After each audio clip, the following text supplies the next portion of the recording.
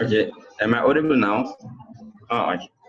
Thank you so much, Jay, and welcome to the rest of you guys. I know that, as Jay have said, we have really set this session, at a very critical time of your businesses, because some of you to really go and have your last days at the session or at sites. So, and I think if you would have communicated that on time, we would have then made sure to shift the session just to accommodate you, because we always do accommodate you. So maybe it was just something that was out of the radar that we didn't really anticipate, and we've been trying to do a lot of adjustments, and then we didn't really know what to expect because things have been changing very, very fast. So yeah, but I really appreciate those who have made the effort to join us today, and the panelists that are also going to be sharing with us lots of insights and a lot of information. So what we have done is that, given your challenges that you have raised in the last session, so we thought it would be great just to quickly bring in the other legal aspects, because a lot of you were asking a lot about the agreements that are in place that are not able to be honored, and a lot of other legalities that you are going through in as far as this pandemic is concerned. So we have brought Bruno and Shini Boy just to also be able to respond to some of those questions.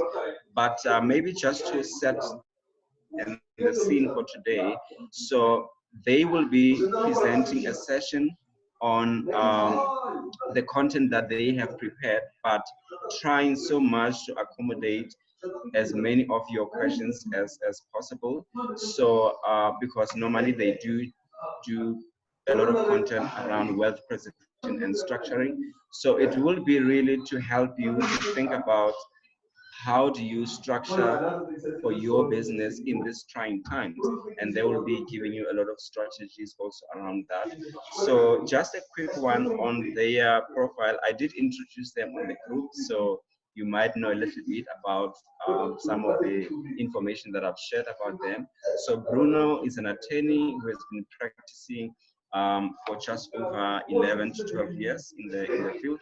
So he has been practicing, also has a lot of background around property construction, legalities and all of that. So he'll be able to take some of your questions on that.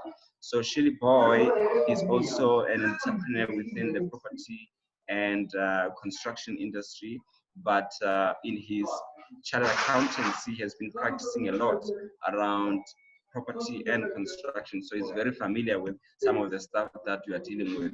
So he will be taking you through some of the advantages that you can take, or that you can take advantage of, some of the levers and low-hanging fruits that are there, especially from some of the tax structuring opportunities that are there, to really be able to help you navigate this difficult times and difficult journeys. So without any further ado, I will, at this point in time, just hand over to Bruno, who's going to be starting the session, and then he's going to be taking you through some of the legalities. And also, just before that, to remind you as well that we would appreciate the questions to still come as and when you have the questions, so you can use a chat, or we can unmute you when you want to be unmuted so that we are able to talk. So just to indicate if you want to talk, then we'll be able to unmute you and then be able to also read your questions, because there's already a question. I don't know if Bruno and Shilly Boy are able to see on the Q&As. So also, Heidi, maybe you could have just sent the question on the chat, just so that the guys are able to see the question there on the chat. So yeah, I think that is that. So without any further ado, if there's nothing from your side, Jayshree, then I can just hand over the session to Bruno. So Rapalang, from my side, I just want to remind the guys, if you are using the chat functionality, make sure you've selected all panelists and attendees so that everyone can see your question. Otherwise, only the panelists will be able to see your question, and it won't make any sense when they do respond to the other delegates that are online. So make sure you select all panelists and attendees when you're using the chat functionality. And from time to time, Bruno and Chili Boy, the delegates can also raise their hands. If you ask a question to say, do you guys understand that? Raise your hands. You can get an indication from people raising their hands as well, using the raise hand functionality. So with that said, Rapalang, I'm happy that you carry on. Thank you, guys. All right, thank you so much. So Bruno, just taking over to you, just so that you can start the session. Good morning, everyone. Thank you so much for having me here. It is a pleasure and such an honor. And yeah, let's make it a good morning session. I understand that obviously it is trying times. There is a lot happening today. So let's add as much value as possible. And yeah, let's get the ball moving. It is important to kind of indicate just from the beginning that obviously over this 21-day period, we're not sure whether it's only going to be 21 days, but assuming that it's 21 days or maybe another session will come and it will be about 42 days. And the truth is that we cannot come to a halt when it comes to our economic activity. So some of the things that I'm going to touch on now, although we primarily focus on the wealth creation and preservation side of things, it is important to touch on the overton. So if you just bear with me for a second, I'm going to share my slides.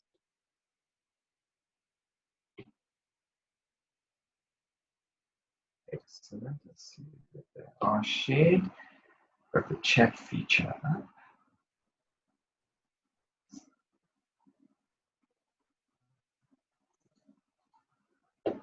Okay, great.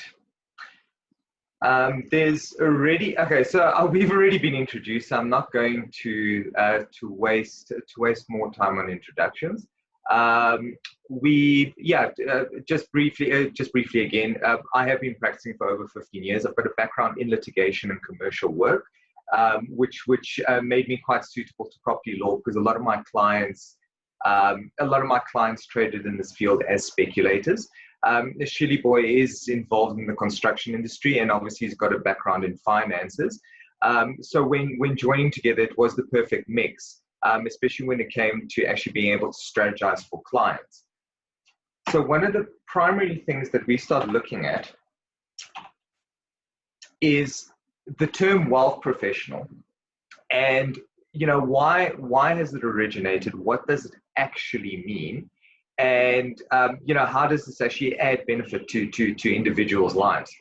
So the one thing that we need to now bear in mind when approaching this wealth game is the fact that under most situations, a person, for example, that's looking for some kind of structuring advice simply goes to any attorney, asks them whether they understand the concept of trust, for example, and they ask this attorney to register trust for them. Or they ask them about company advice and how the Companies Act works. Or you'll go to an accountant, for example, and you'll ask them for financial advice. The problem that we're facing is that although attorneys and accountants spend a lot of time studying these principles and they have a legal and financial understanding of these principles, the reality is that they're not catered for the strategy portion of it. So be very, very careful who you take business advice from, because what you're looking for from a business advisor that understands and has grasp the legal and financial principles is someone that is able to actually think ahead and strategize with you. So that's one of the primary things to look at, is someone that can strategize. So just to give you an example, even in my own practice at a stage, lawyers are trained to problem solve. So we're trained to look at a situation and try and find as many solutions and as many ways to reach those solutions as we can. But, and very often I used to approach my accountant with creative ways of approaching certain financial issues. And my accountant that does my bookkeeping wasn't in a position to actually be able to answer those questions from a long-term perspective.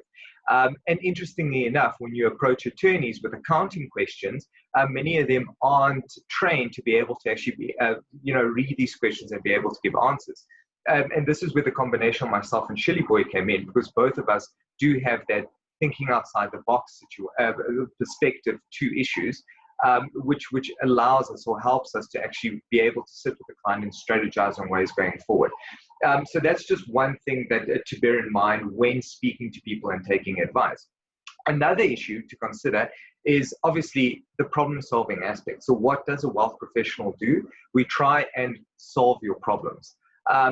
For example, what I do tend to find is sometimes people are already trading, they're already conducting business, and they reach a realization where they know that it might not be the right structure, or they might have exposed themselves to risk, and now they're trying to take a step back and resolve the situation and find a way of getting out of it. So it is very important that whoever you pick for your team is in a position where they're able to actually help you solve problems, be it either through assisting in mediation or reconciliation or even litigating. Whatever the case is, you do need someone that understands these principles, isn't scared to put up a fight, but is there to try and bring you into the right state of affairs with the least amount of pressure or the least amount of impact or damage suffered to you.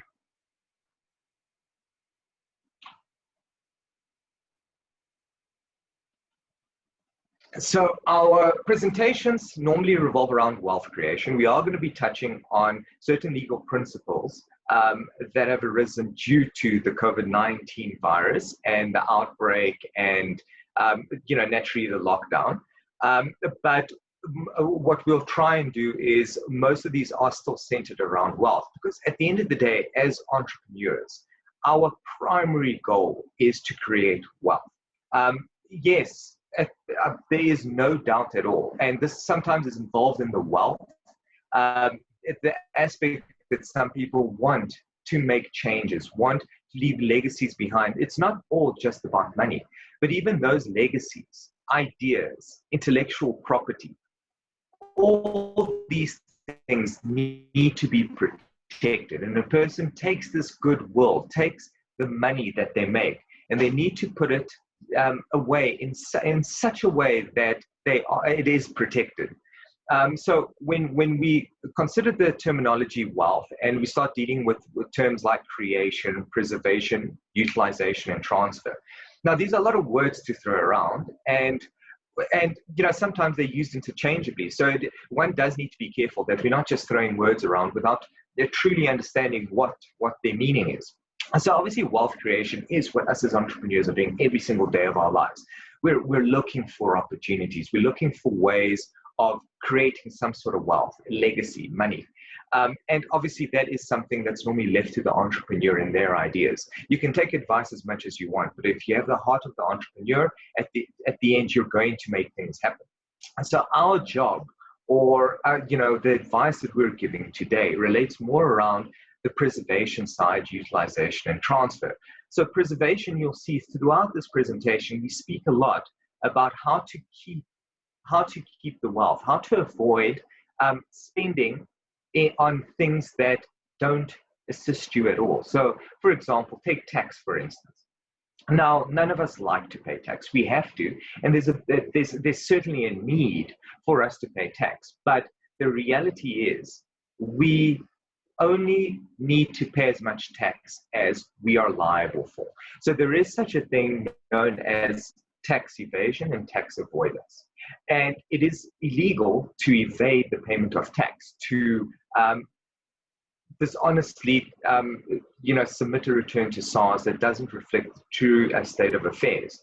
But to avoid paying tax that need not be paid is something that most business owners need to consider. And being able to have this grasp of the law and financial principles is what's going to assist in preserving this wealth, because you're going to be able to carry throughout time, throughout your business cycle, you're going to be able to carry these savings, which at the end of the day will capitalize, they will compound. And if one small saving today, compounding with the saving tomorrow, compounding each and every day, business entrepreneurs will start noticing a massive saving that this creates. The utilization of wealth, so this is more of personal preference. Many of us want to create wealth and have different uses for it. So some, for instance, would want to create this wealth in order to be able to educate their children, for instance. Some of us want to create this wealth in order to be able to create further wealth down the line and invest in further businesses. So the utilization, I mean, I even have clients that simply want to utilize their wealth in order to live better lifestyles. So the utilization is personal preference. And obviously there's certain formulas that one should bear in mind when it comes to utilization, because you don't want to overutilize and not be able and start impacting on the preservation of the wealth. But at the end of the day, there are certain tricks that we can utilize, that we can start using in order to better tweak the utilization. So you'll see later as Shilly Boy and myself start going into detail, where if the wealth needs to start being utilized, how we can do that and give you the best tax advantages possible. Now, the concept of wealth transfer isn't simply a matter of taking money from one person and giving it to the other. The wealth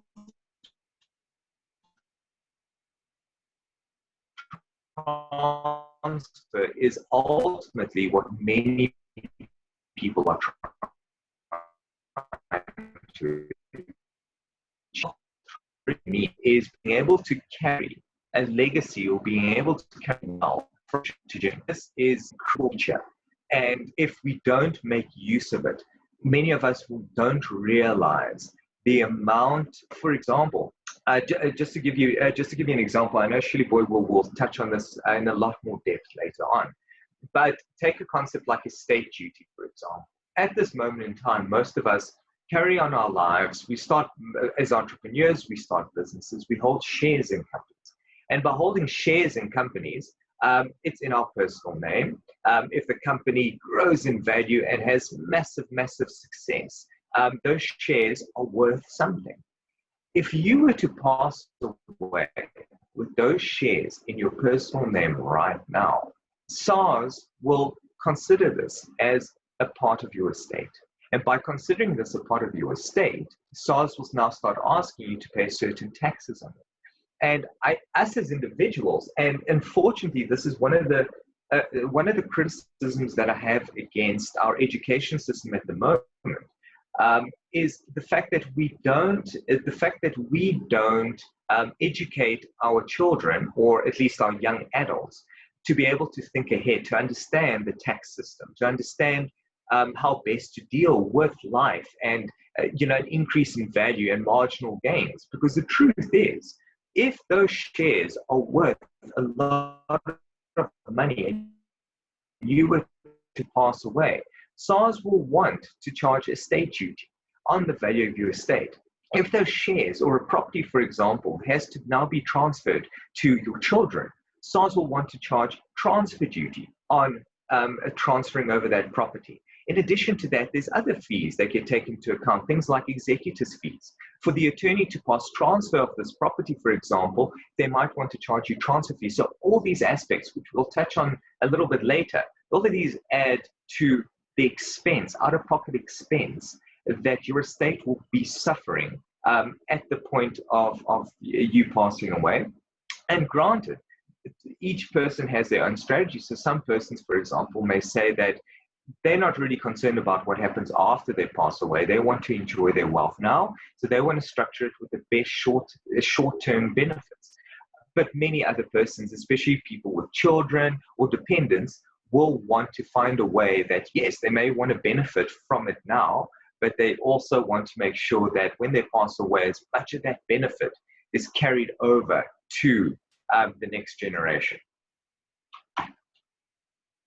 So just to touch on that, and again, this goes back to that tax evasion, tax avoidance principle. The law gets a very bad rep, and understandably. I mean, every day we hear news about the Public Protector's Office. We hear news about the NPA, the National Prosecuting Authority, and the issues there, how the head of the NPA, not currently, but previously, consistently was getting himself into trouble. And, many things, for example, court dates. So we speak about issues with getting a hearing dates at court and how long that takes, how expensive it is to finalize matters through the court system. So, there is admittedly a bad rep that comes along with it. And sure, some things are systematic in the sense that they could potentially or should potentially be fixed. But the one thing that I try to tell most of my audience when I speak to them is one does need to distinguish between an issue with the system and an issue with the law itself. Now, the way that the law is created and constantly developed day in and day out by judges, by the legislator, is in order to try and adapt to current environments. So the law in itself, if one actually studies it and learns it, the law in itself is actually, it functions really well. We've got our aspects of our law touch into a whole different, a variety of different types of laws. We've got traditional African law mixed in. We've got European law, Roman law. There's so many, it's over centuries. A lot of these principles have been developed and they've been studied and tested in order to try and be as fair as possible. Systematically, yes. Admittedly, there might be a problem. If the court rolls are filled up and we don't have enough judges, that is an issue.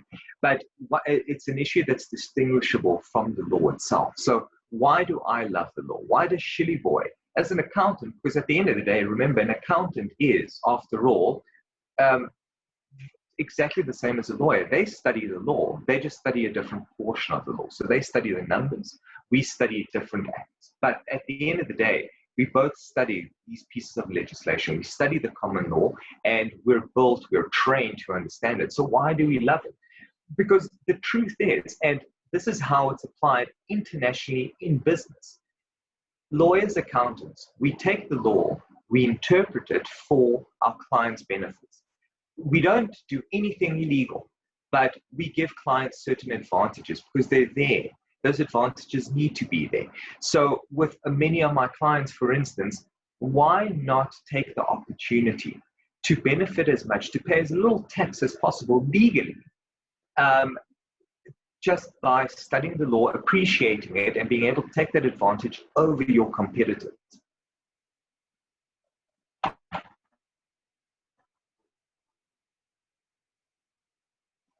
So in order to achieve this, we take these principles of law about different personalities, different lawyers, different accountants, not actually being able to take those principles and apply them businesses to entrepreneurs. So it's this principle of application that's primary for our clients, and it's the only way that you're actually going to be able to get that competitive advantage. So to begin with the wealth process, I always speak about the three primary principles that we all have to focus on. So even when announcing this this workshop this morning, and many of the times that we actually do this workshop, people ask us, okay, great. So we're going to be speaking about investment vehicles. That's fantastic. Strictly speaking, before we even start touching on the existence of any vehicles, we need to understand why we're even looking at vehicles to begin with. I can speak to you 8 hours about companies and the Companies Act and what it says about running a business. I can explain to you trust all the way down when it was created in English law a couple of 100 years ago. None of this is going to help, because at the end of the day, it's not about the structures and how they function. It's about why they function. What the importance is of picking the right structures for your business, for your wealth, for preservation, and for effective transfer when it's done. So before even getting to vehicles, I always spend a bit of time just trying to explain these principles. And with these three principles, you'll see that as we move throughout this course, you'll start finding that we touch on them and you start finding the applicability. Now, the importance with these three principles is that each person would have their own needs. So this isn't a one-size-fits-all situation where there's one answer and every single entrepreneur or business person or individual needs to have X, Y, and Z. And it's as simple as that. The reality is, with these three principles are more about balancing, about finding where the priorities lie, and moving your structures towards those priorities. And this is normally, it's an exercise, it's a needs analysis. And the worst part is it's dynamic, or rather not the worst part. In fact, it's absolutely amazing to see, but it's very dynamic. So you can't just pick one and suggest that for the rest of your life, that is going to be the structures that suit you the best, because that's simply not true. A person coming out of high school, for example, or coming out of varsity, will have a completely different approach to their future and how they're going to deal with their finances than a person possibly entering into retirement age. It's a known fact. So the reality is that somebody coming into a career will want to be as aggressive as possible. They can fall down a couple of times and pick themselves up, dust themselves off, and try again. Whereas if you're, if you're heading into retirement, it's very different. There you don't want to take unnecessary risk, especially if you've already got some wealth that you'd want to preserve. You'd want to stay on the cautious side. So again, another example, somebody entering into their careers should be looking to long-term savings, a long-term preservation. Again, somebody retiring would be looking at short-term savings so that they've got as much funds as possible at this moment in time in order to be able to survive and enjoy their lifestyle. So the balance of these three principles is paramount. So, and when dealing with them, obviously now asset protection, tax efficiency, and financing efficiency. So these are all very commercial prospects, and they're all wealth-based. So this talk isn't so much about the operation of a company, although we will touch on it, and I'm happy to take questions on the operation of companies. But this is more about your business is running, funds are being created. How do we deal with that? How do we deal with the IP that you are putting to the business? How do we move the money from the business to your children? How do we move the money for your use and enjoyment? So asset protection is very important when it comes to this. And each one of these three fundamental principles, we're going to discuss in more and more detail. Just to give you a brief overview so that at least you've got the concepts all together, and so when we approach this, when we approach the rest of the content. All I mean by asset protection is being able to protect your money, protect your assets. So for example, a share in a company, that's an asset. A property that you own, that's an asset. Paintings, jewelry, anything at all, intellectual property. So if you come up with a design or an invention and you patent it, you want to be able to protect that asset.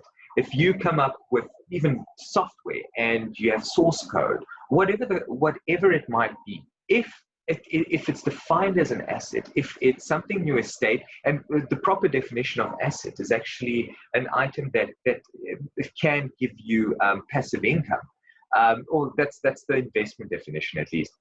So with that in mind, you want to protect these. Now, what are you protecting it from? Is it yourself? Is it your family? Is it your creditors, lenders? It's everyone. Because the truth is, you need to watch out for yourself, but you also need to set a plan of action so that everyone that you're looking out for has continuity. You don't want a situation where you haven't planned ahead and you just assume that after your passing away, somebody's going to be taken care of. So this asset protection is there to try and cover all these aspects. You want to be able to have these assets, but have them away from, for example, your lenders. If you buy a house and you receive a loan for the purchase of the house, and the bank has a bond over the property, right? You want to ensure that, yes, although the bank has a bond over the property, in fact, even if the bank made you sign surety in order to get that loan, if anything goes wrong, you want to be able to have your assets, those shares, you don't want them exposed. So you would rather have them sitting somewhere else in order to be able to protect them from any creditors that may come after you. You in your personal name, and we'll touch on this in a lot more detail later, but you in your personal name the idea behind this wealth creation and preservation is to not have any assets, because you are always going to be exposed. You as an individual can land up in trouble with many of the things that you do on a day-to-day basis. Not that you will, but even if you run a business or have an idea or have a conversation with someone, if you're doing it in your personal capacity, you're exposing yourself. And that, what we try and do with asset protection is we try and limit that exposure so that ultimately there's no assets in your name. These assets are being held somewhere else. A tax efficiency, you'll see Shilly Boy will touch on this in quite a bit of depth. I'll give you a very high-level explanation of how, when moving money around, the best ways of saving tax. And financing efficiency we'll touch on. I normally spend a lot of time on financing efficiency when I do these talks for my property investors, because they're always looking for ways of structuring so that they can buy more properties. To give you an example, if a person's buying property in their own personal name, there's a cap, there's a limitation where the bank will look at you and suggest that they cannot give you any more loans to purchase these properties. There are certain ways by using structures where you're able to basically use your rental income in order to be able to motivate buying more properties. But I'll touch on this a little bit later, and if anyone is interested and we've got time, I can maybe speak about it a little bit more. One moment.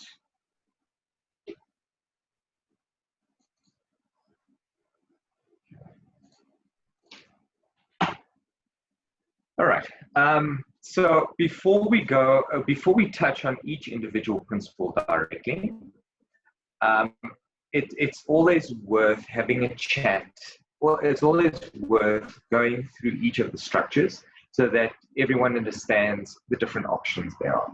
Once going into this, knowing the different principles, the balancing act that you're trying to achieve, as we go through these structures, you'll see on each and every point that I mentioned where those three principles of asset protection, tax efficiency, and financing efficiency start coming in.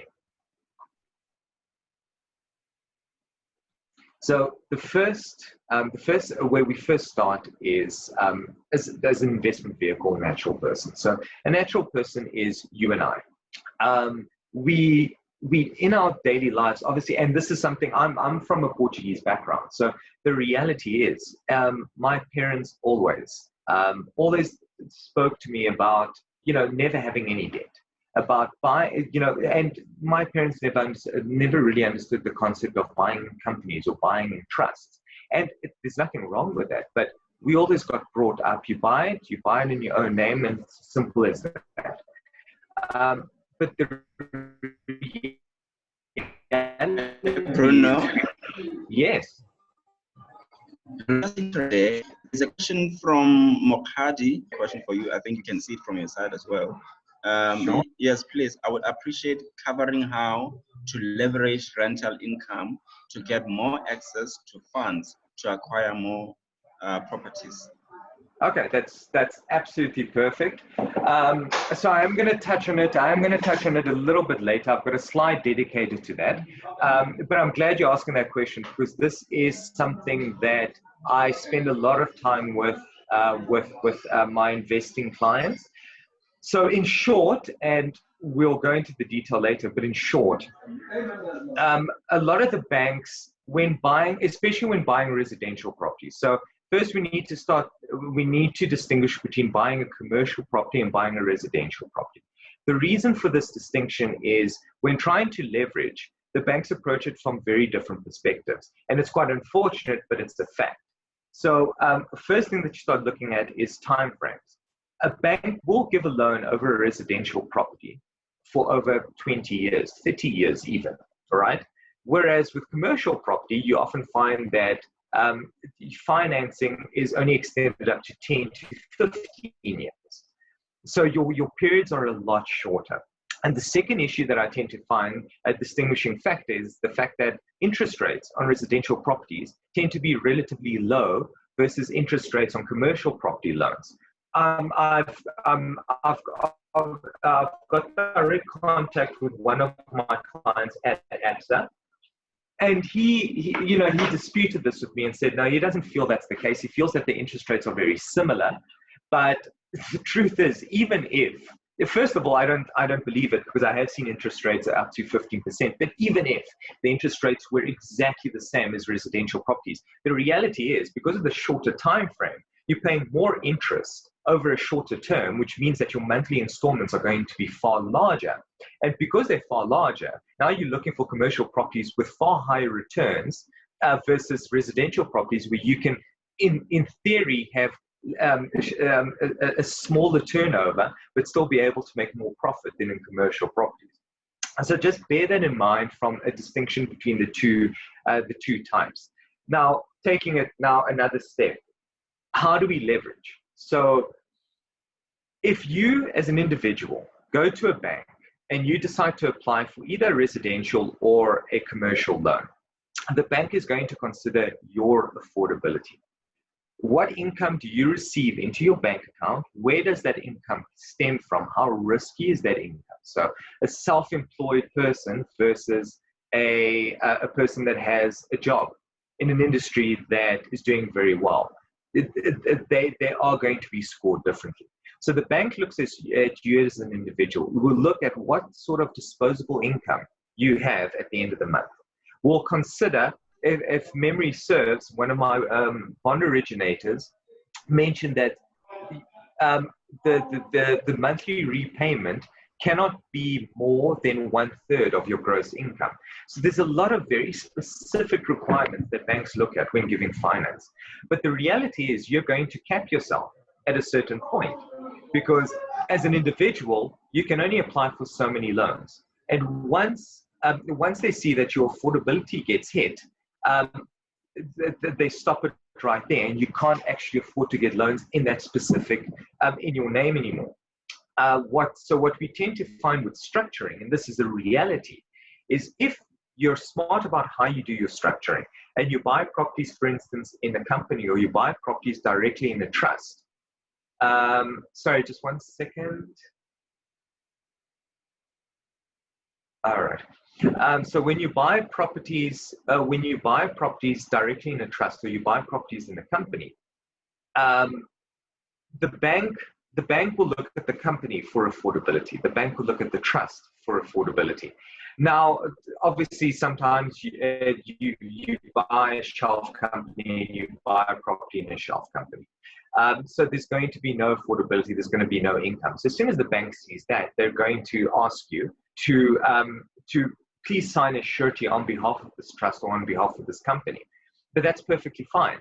So what happens in those situations is, when you're signing as a surety in order to get these loans, the bank will look at your affordability. But when the loan is granted, it will ultimately be granted to the trust or the company, meaning that it's a loan against their name. The fact that you signed as a surety doesn't impact your affordability at all, which allows you to go get a second property at some point. And getting that second property, you can again do the same thing, buy it in a company name, sign a surety. And many times, obviously, the banks don't know that you've signed a surety. So your personal finances look great. You've got no loans going out of your personal bank account. All the loans are going out of your businesses or your trusts or your structures. But you've signed a surety for all of this. And that's effectively how people are able to actually leverage the values of the property and their rental incomes more and more. And so APS has released a product recently dealing with that actually take into consideration, rental income. So now they consider property investor as a business person, and they look at the property. So I believe it's, if you have 2 or more properties, they'll look at the property and the rental income that's coming from the property, and they will consider this and give you, and basically take into account when it comes to affordability. So now APSA has made it a lot easier to start leveraging actual rental income to increase affordability, or the perception of affordability, to give you more and more properties. So those are basically the 2 principles that we touch on the most. Number 1 is signing as surety, but using your companies to actually become the debtor. And number 2, certain banking products like APSA's rental income, a future rental income product, where they will consider the the feasibility, the commercial viability of a property that you're buying in order to fund you and allow you to keep increasing your affordability with, with future rentals. So going back to the slide, sorry. So when it comes to investment vehicles, we normally deal with three types of investment vehicles. The first being yourself as an individual, the second being a company, and the third being a trust. So these are the primary ways that a person invests. Even concepts, for example, like stock files, tend to fall within one of these three categories because it really depends how the stock file is structured. I structure stock files sometimes as companies. I get a net stock file because we actual shareholding makes things a bit more credible. Whereas I've done stock files, for example, just for natural persons put together, and we've done it in the form of a partnership. So either way, you're either doing it in a person's natural name, or you're doing it in a company, or you're even doing it in a trust. So the primary ways that a person actually approaches any sort of business or any sort of investment is either in their personal name, is either in a company or a trust. And so what are the differences between these three vehicles? So investment vehicles, where you're a natural person, now you need to understand there's a huge benefit. You've got full control over your affairs. No one can tell you what to do. It's yours. Simple as that. Whatever you do in your personal name is your decision. Well, unless your wife tells you otherwise. But generally, it's your decision. Now, a natural person does have a limited lifespan. What that means is that once you pass away, that's it. And everything that's sitting with you in your name needs to go somewhere. And this is now where we start looking at, but from a tax perspective, does that actually make any sense? Personal liability. So remember, as a natural person, every one of your acts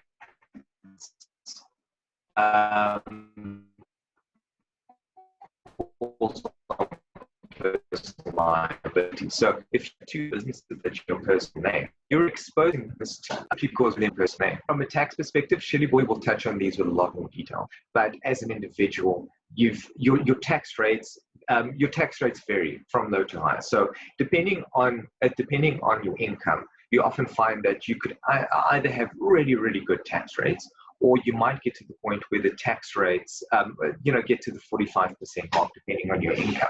So from a structuring perspective, and again, Shirley Boy will touch on this, the whole idea is to try and avoid a situation where you have income coming into your name. You want this income to be moving around your trusts in the smartest, tax-efficient way possible. If it so happens that you are at a lower tax bracket, there's really intelligent ways of moving money and using you and your lower tax bracket to pay tax on that money, as opposed to paying it directly in the trust name. We will touch on this when I get to the trust portion, but it is a consideration that we normally have. And one of the benefits of being a natural person is the fact that you might actually have a lower tax bracket, meaning that you're going to pay less tax on income. Also, as a natural person, there's low inclusion rate. All inclusion rate means is if you've got an asset today valued at 1 million rand, and in a year's time that asset's valued at 2 million rand, and you sell it, and you've bought it for 1 million and you've sold it for 2 million, what happens is SARS wants to charge you capital gains tax on the value, that increase in capital gain of 1 million rand. Now, with an individual, SARS only takes 40% of that capital gain into account. So out of that million capital, for only 40%, so 400,000 is taken into account. As an individual, you also get certain exclusions. So every year, you're allowed to deduct 40,000 rand, from that capital gain. And once you get to that final figure, you get taxed at your tax bracket. So say, for instance, that you're an individual that gets taxed around the 30% and you've somehow made a capital gains of R1 million. SARS will only look at 40% of that R1 million, so that'll be about 400,000 Rand. And out of that 400,000 Rand, you're going to get charged at your tax rate, so you get 30% of the 400,000 Rand. Now that's pretty decent. So there are definitely certain benefits to being taxed being taxed as a natural person. There's really good rebates. For example, if your property is your primary residence and you sell your property, you get a 2 million Rand capital gains exclusion. So truth be told, it would actually be absolutely amazing to be able to use these tax benefits from your that you have in your personal name to be able to trade. The one downside, and this is where, again, we're looking at the fact that there's a limited lifespan in personal liability, is when we're looking to balance this asset protection tax efficiency, you might be able to say that you're more tax efficient in your personal name, but the reality is that you're very much more exposed in your personal name from a personal liability perspective. From a long-term perspective, you're also more exposed to things like estate duty. So again, but that balancing act needs to come into account. If, for instance, you're only holding assets for a very short period of time, you may lean towards doing something in your personal name because you're not too worried about the long-term tax implications. But if you're looking to hold something for a very long period of time, you may decide that holding it in a more efficient structure for asset protection is your priority. Another thing with obviously with doing business as a natural person, and this comes into the financing perspective, is no one really asks you that many questions. So there's no real operational scrutiny. So you'll see with a company, for example, you may have board of directors, you may have auditors that need to come in and do an assessment on you. From a natural person, there's no operational scrutiny. The downside is people like to do business where there's a level of scrutiny.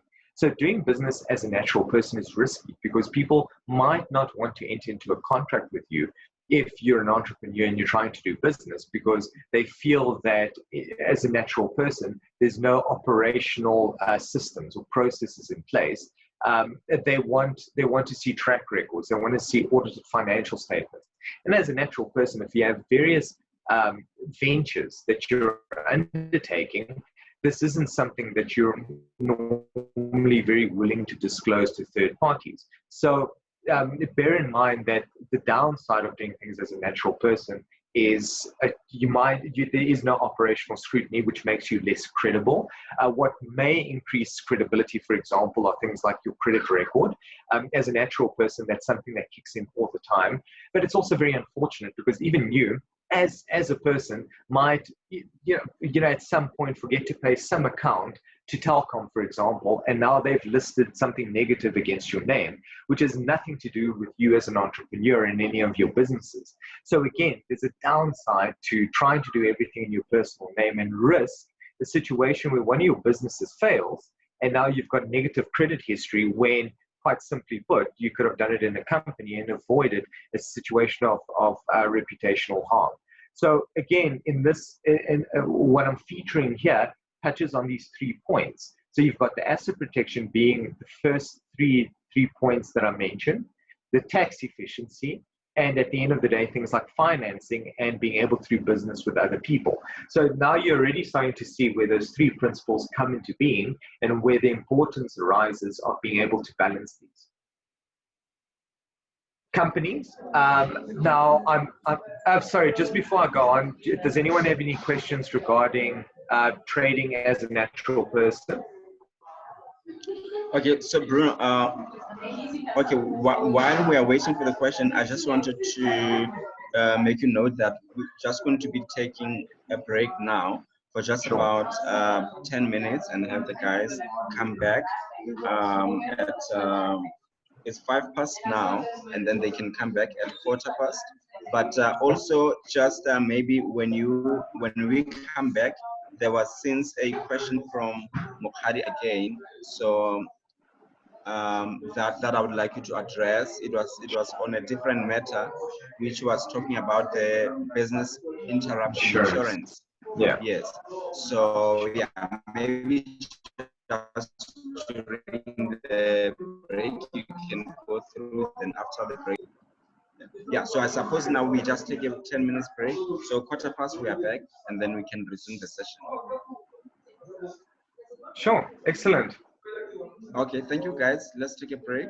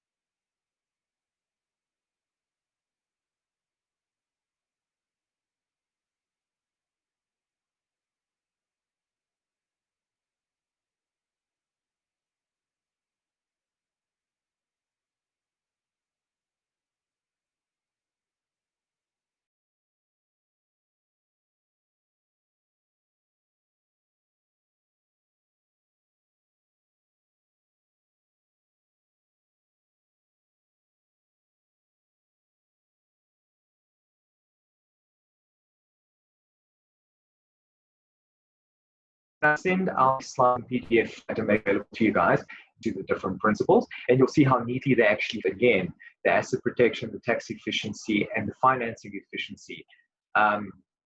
Now, the reason why we go through those structures first is because the next thing that we try look at, and this touches on both an asset protection and a tax efficiency model, is certain trading structures.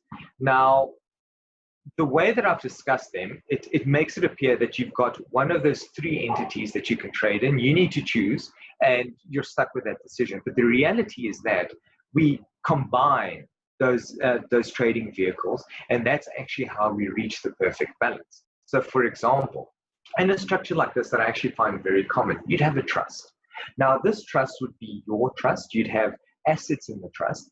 More often than not, people actually land up with two trusts. It's a family trust and a business trust. The reason for two is your family trust holds all the assets where there's no debt. It means that the family trust is your safe haven. No one can touch it. It is the wealth of the family. All the money goes into the family trust and builds in the family trust. The business trust is a bit more riskier. The business trust goes out and starts trading, starts trying to get finance. And does carry certain assets naturally, but all the income from those assets flow back into this family trust. So the business trust, so you've got a family trust, you've got a business trust. For the sake of the slide, you can consider the trust in the slide actually as your business trust. Now, this business trust can buy properties in its own name, take that income and pass it directly to the beneficiaries and use the beneficiaries' tax rates.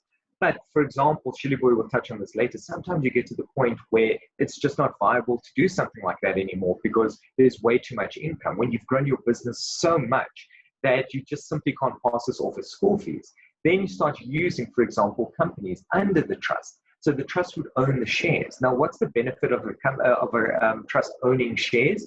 Is the shares are still an asset in your personal estate, which means if you pass away, the SARS will still look at your shares, value them, and charge you estate duty on it. Whereas if they're in the trust and you pass away, nothing happens because the trust simply retains those shares.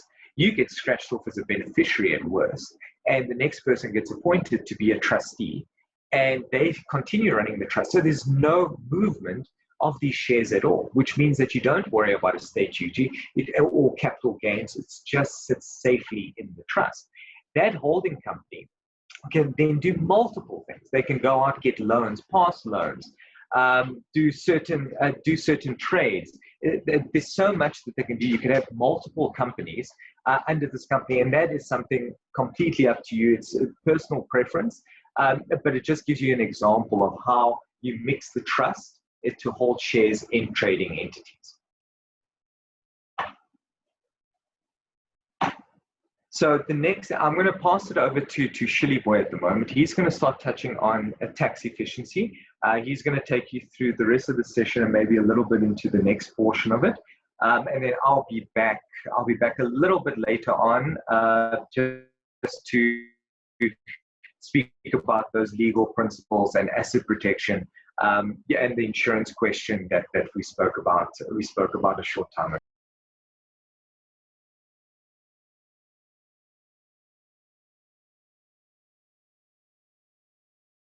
Yeah, good morning, everyone. Thanks for having me. As we're already being introduced, my name is Shilly Boy. So what I'll do, I'll be taking you guys through the tax side of things, of everything that we've so far spoken about. But before I dwell into the tax side of things, Bruno has mentioned the types of trust that might be applicable for every entrepreneur. So I see that there's a chart. Just hold on. I just need to see the question from Mohadi. Can we contact Bruno offline to get individual specific advice around trust structuring? Okay, I think Bruno will attend to that. Okay. So yeah, I was saying that Bruno has mentioned the different types of trust that might be applicable. I mean, he spoke about discretionary trust, he spoke about vesting trust. But it occurred to me that in all of these, entrepreneurs can actually take advantage of what we call employee share trust. Why I'm raising this? I'm raising this because when I was going through social media, Twitter, I saw a tweet where they were talking about ShopRite having given their employees, I think it's over 100 million, the bonuses for the guys that will be working during this lockdown.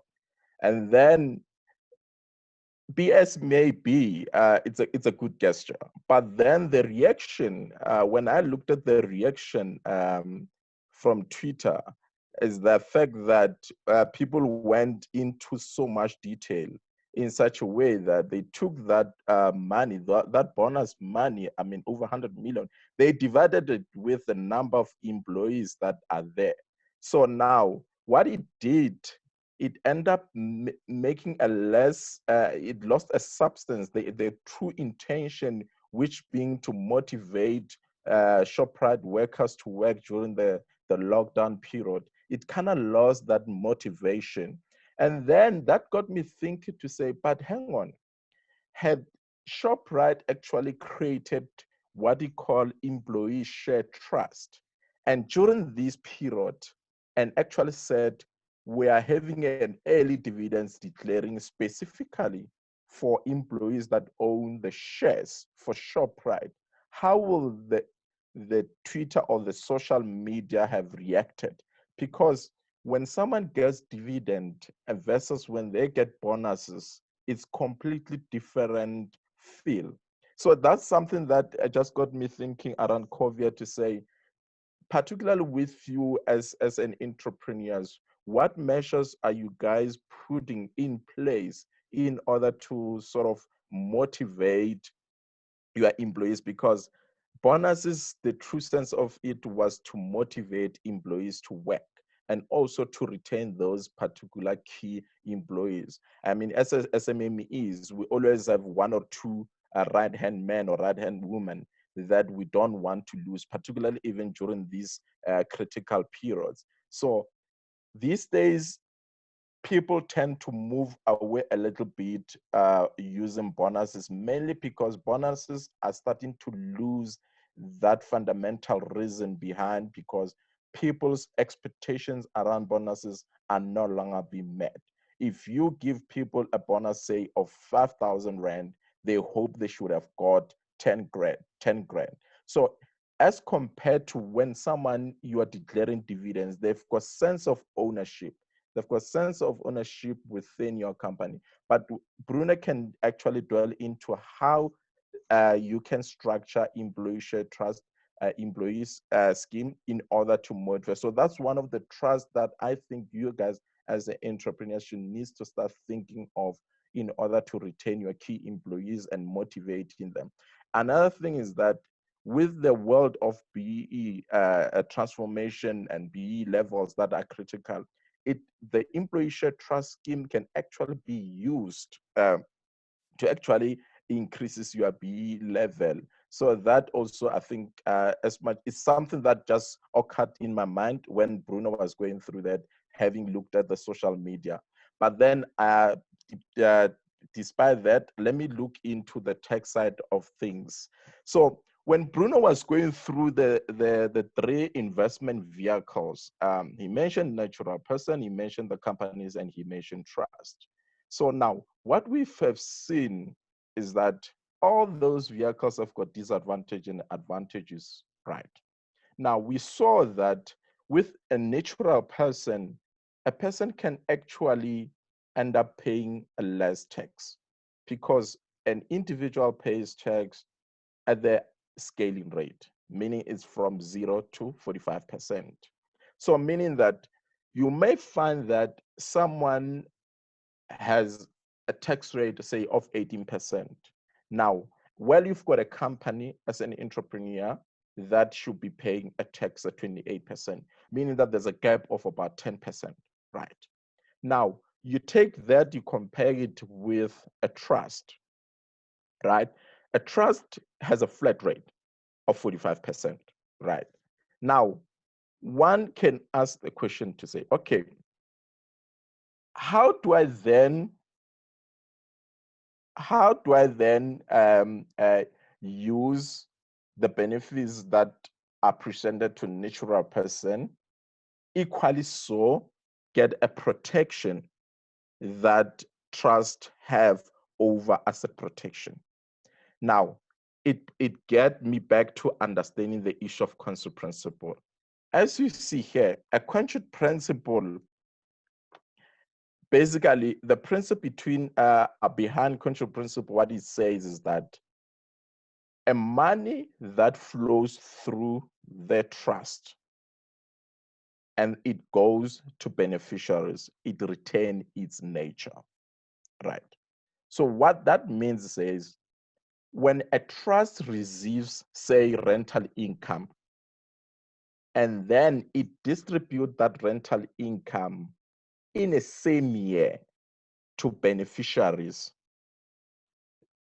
that money that has been distributed from the trust to beneficiaries will remain as rental income. Same applies if a trust were to receive dividend income. I'm sure you have seen in a previous slide where the trust had owned, let me go back, just want to show you the slide I'm referring to.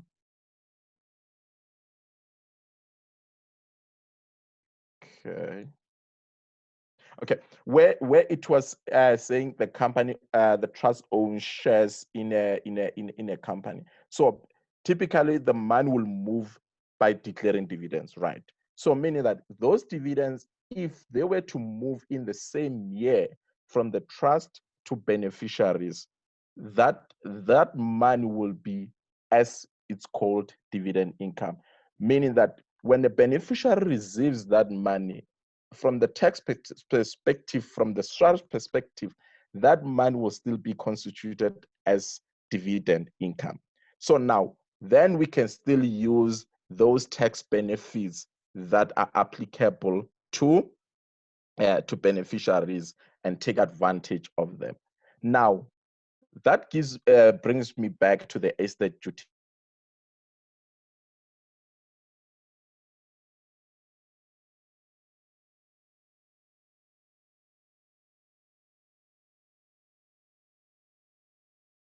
you are effectively building up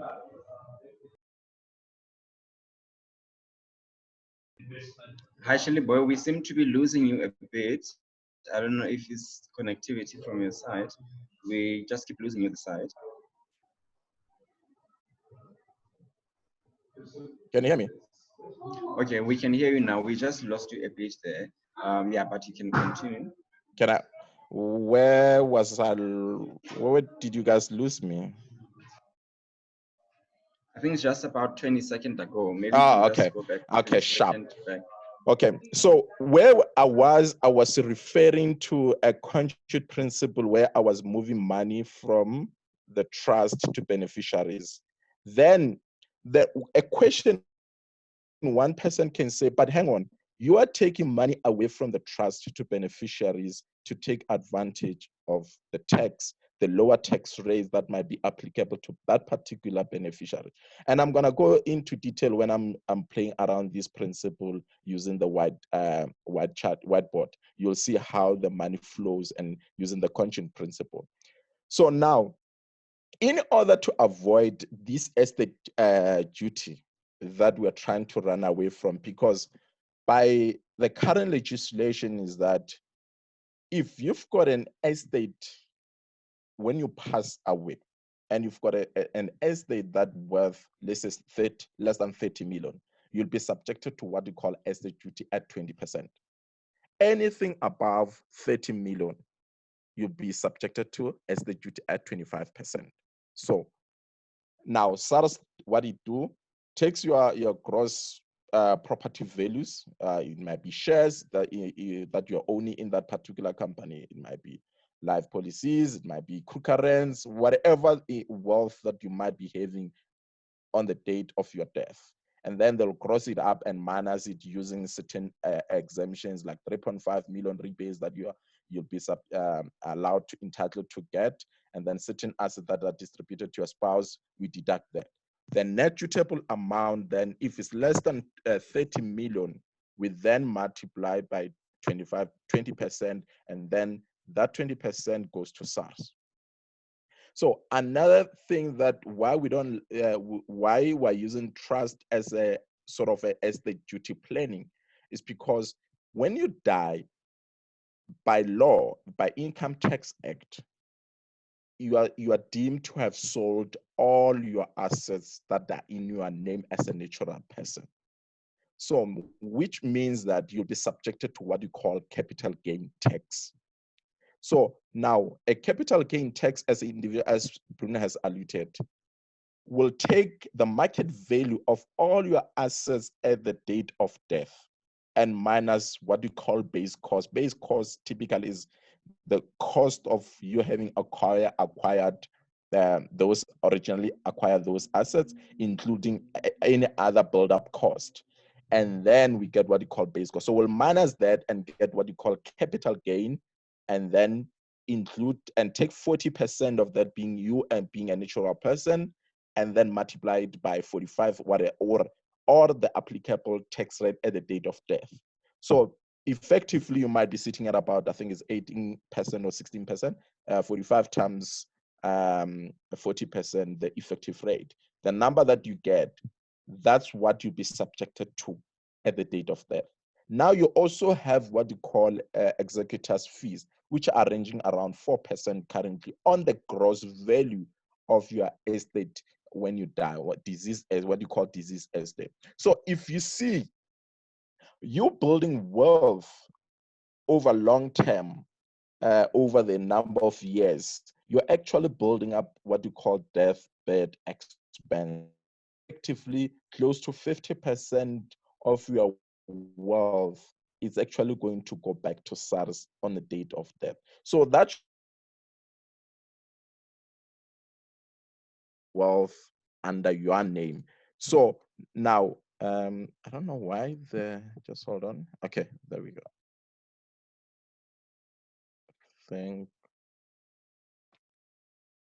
So I just wanted to highlight those two principles, but I'm going to take you guys through about 10 principles that I normally advise the clients to take advantage of in structuring their wealth, creating and preserving their wealth using the trust, individual, and a company. You'll see when I'm going through a whiteboard how I use the conscious principle, the 100,000 donation, the estate planning, and the loans and the donation by trust to transfer wealth to your beneficiaries when you are passing on wealth to your kids or your grandkids, whoever you might be wanting to transfer wealth to on your retirement. So I'm going to go through that using the writings and everything else. So I just want to cover the slides for now.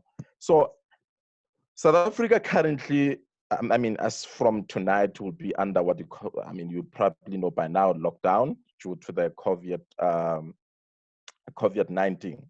But then recently, the president have announced certain relief measures in place.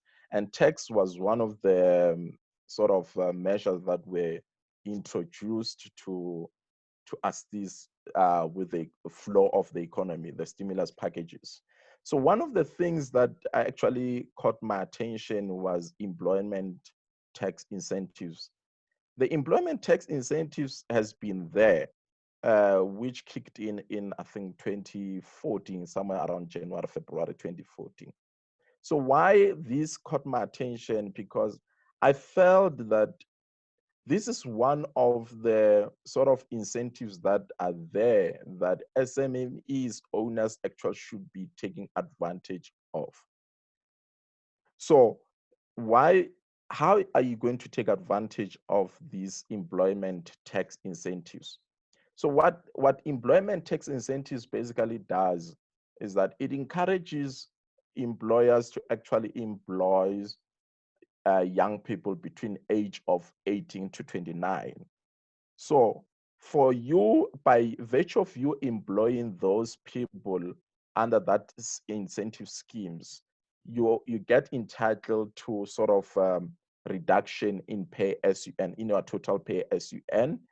There's a sort of a formula that SARS has developed that allows you to sort of deduct, get a reduction of pay as you earn. And SARS not typically pays that over biannually. It's like two times in a year. But the president, I think last week, has alluded that SARS need to speed up those reinvestment policies, and those reinvestment will be happening on a month-to-month basis. So this is one of the greatest initiatives because you can actually use this to hire people that can fall under this employment tax and still get a sort of a refund, a subsidy as an entrepreneur. And the money that you get will go a long way in basically assist. So these are some of the things that I kind of caught myself. I thought I should share with you guys to sort of be aware on how can you leverage these employment tax incentive schemes to take advantage in your businesses. One of the things that they mentioned is the delay of provisional income tax. We all are aware that by law, by tax law, you should be paying a provisional tax every 6 months. So they have delayed this, and I felt that this is a nice, interesting cash flow mechanism that you guys can actually take advantage of because it sort of delays release of money over 4 months. I mean, if you're one of those people who have structured their balance sheet well in such a way that you have put some of your cash reserves in a money market, meaning that you still have sort of a time value of money over 4 months, over 4 months to basically take advantage of interest income generated over 4 months. So this is it's something that you guys, if you were having money that you're going to pay provisional tax right now, I will suggest that you look around into money market and fix your money for the next 4 months and take advantage. Even if you're making 50,000 over these 4 months, it's the money that can go a long way after 4 months. Then you take that from the money that you might have put in a money market. After 4 months, then you can take that and pay over to SARS. So those are some of the things when I was interpreting these tax relief measures that the president has alluded to, that I felt that this is something that I would have done, and it's not too late. You can just take what you are going to pay right now and just chunk it into the money. Call your banker, and then because they are actually considered essential service workers, so they must still be opening. Call your banker, restructure your balance sheet, take some of the tax band that you're supposed to pay, the 20%, like for instance, the 20% of the pay as you earn liabilities, you move it into the money market, you gain an interest income in the next 4 years. Because why I'm saying money market income, because it will be easier to access your money as you need it, or after that 4 months, that period that we're given. So these are some of the things that I felt that you guys can take advantage from the tax point perspective. I felt that you guys can actually take advantage of them. So I'm not sure why. Okay, I'm just trying to get to that. Okay, this is that investment structure that I was referring to, that effectively will be ideal investment structure that we'll prefer is if you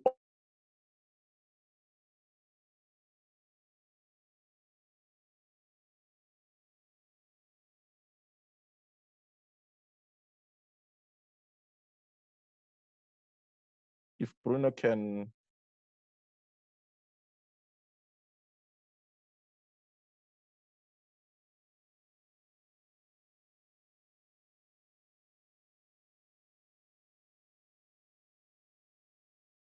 I want to. Hi, Shili, are you there?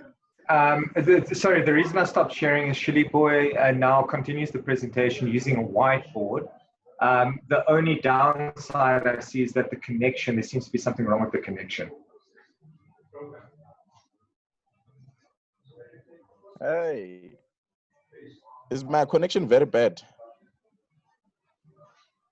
Okay, I think you are back now. We can hear you. Yeah. I think I was trying to go to the whiteboard. Can you hear me? Oh yeah, we can hear you now. Okay. Okay. Can you see my whiteboard? Yeah, no, we can see it now. Okay.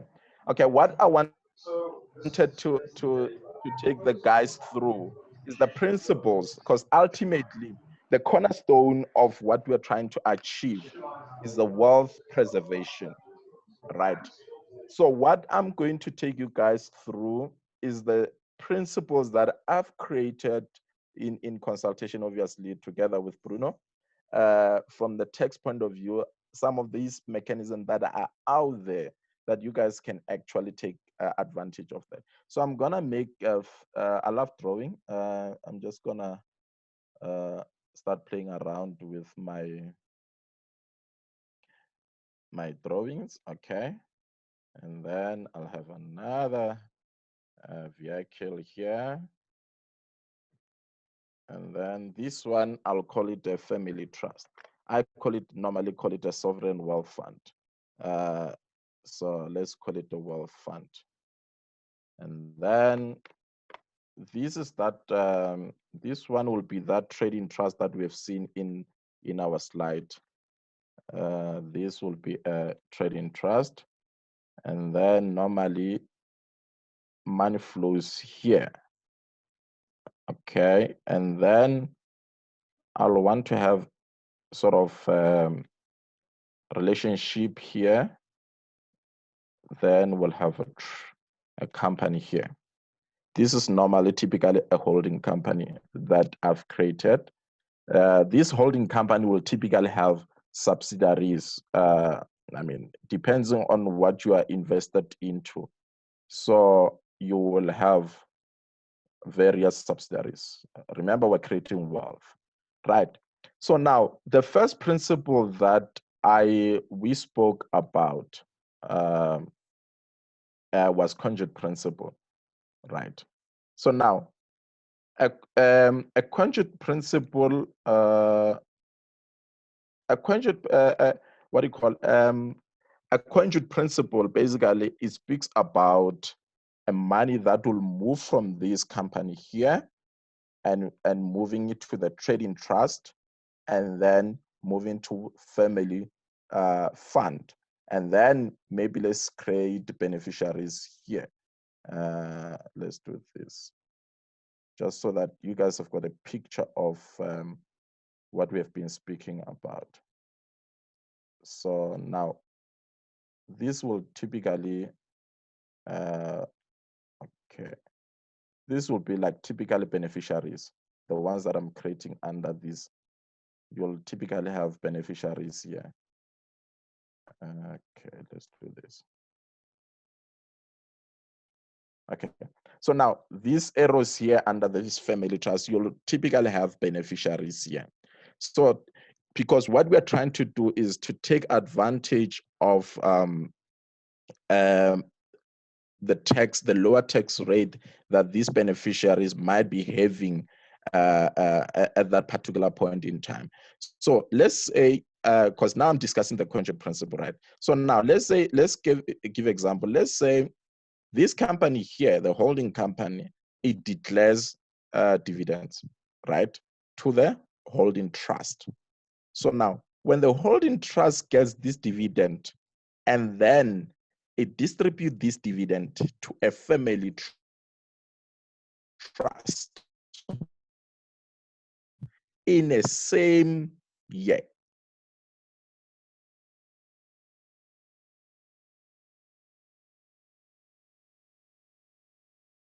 that means that the dividends will retain, and the dividends will lose what you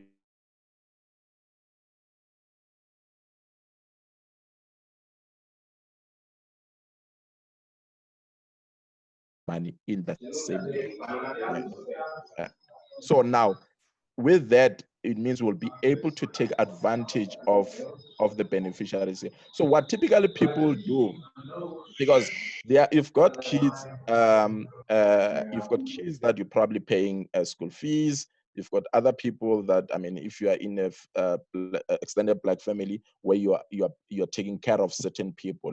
So we typically take care of people using after-tax money. But then with a quenching principle, it allows you actually, instead of taking money back in your pocket where you pay a higher tax rate because you are a high income earner, you can actually make those people some of the beneficiaries here under the family trust. Then instead of you getting the money directly, you move the money all the way to them using the quenching principle in such a way that you end up actually paying close to none. I mean, if you've got a mother who's a retired person, meaning that their tax rate is sitting at 0 at that particular point in time. So if they're getting, say, 70,000, already they're below 18% at that applicable tax rate. So meaning that they're not going to take tax, as compared to you having taken that, say, 70,000, you would have been paying tax on it, because by that time you are a high income earner.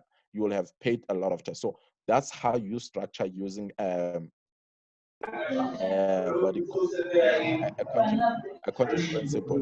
So now what I want to, the second principle is, one person can argue, say, Chili boy. hi. Okay, yeah, just hold it there on the second principle. We'll just continue about it just after the break.